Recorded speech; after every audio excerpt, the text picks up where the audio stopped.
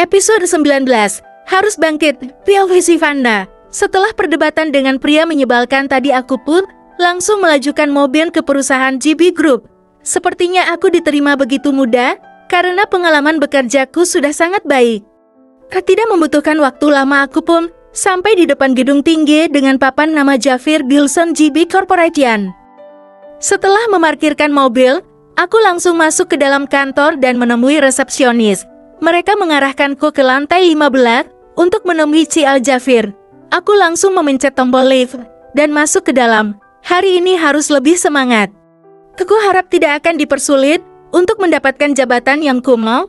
Aku memilih GB Group karena perusahaan ini sedang mencari sekretaris baru. Dulu di perusahaan Dadinik, aku menjadi wakil presiden direktur.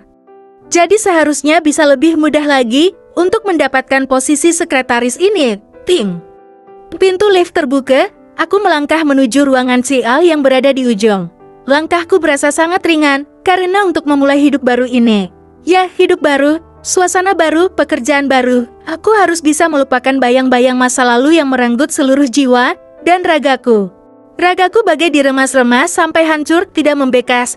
Kali ini semuanya akan kupulihkan seperti sedia kala. Sungguh, rasa sakit dan perih yang kualami bagaikan cambuk yang kuat untuk membuatku bangkit. Aku tidak mau terpuruk ke jalan yang menyesatkan hidup.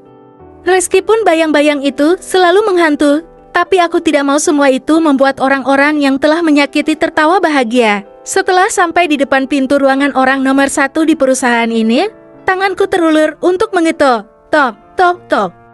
Aku menunggu beberapa saat. Cek lab. Pintu terbuka, aku sudah siap memasang senyum lebar. Kamu. Aku terkejut dan langsung mengangkat jari telunjuk tepat di hadapan wajahnya. Selamat datang, Nona. Astaga, kenapa pria ini seperti hantu saja? Bukankah tadi dia masih berada di lobi apartemen? Tapi kenapa sekarang dia sudah ada di ruangan ini? Bisa diturunkan telunjuknya, Nona? Aku tersentak dan langsung menurunkan tanganku. Maaf, saya mau bertemu dengan Tuan Jafir, Cia di perusahaan ini.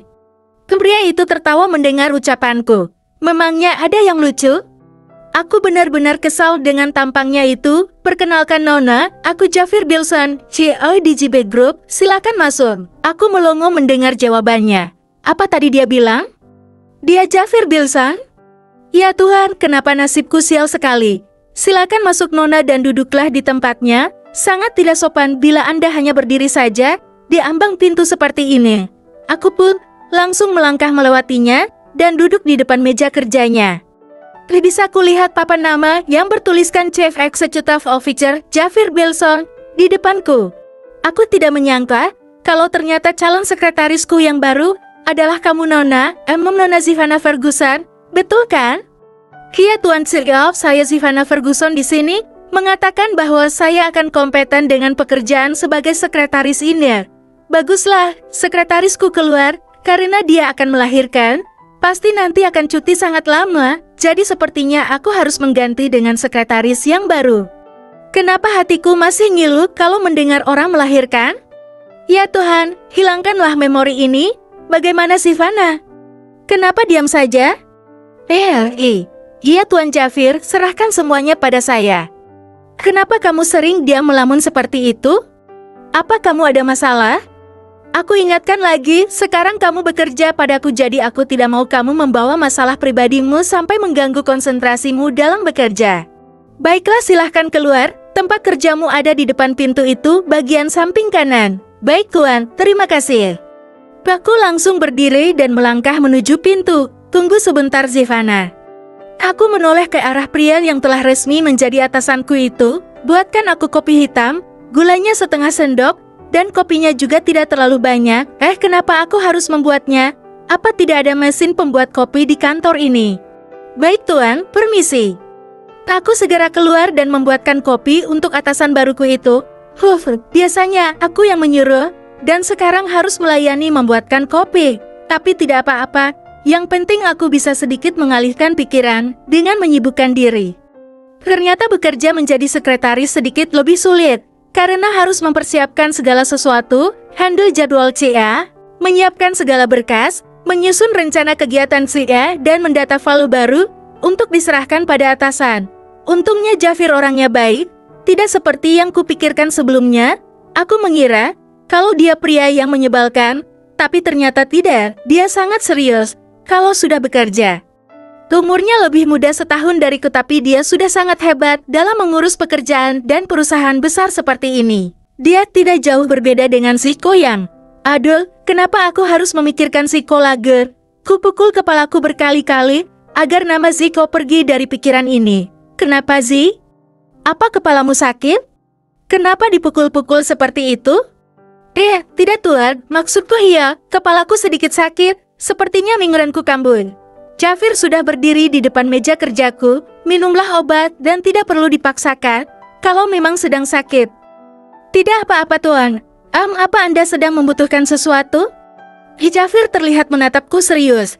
Aku akan keluar sebentar. Sebenarnya aku ingin mengajakmu tapi kamu sedang tidak enak badan. Tidak apa-apa tuan, saya siap kok.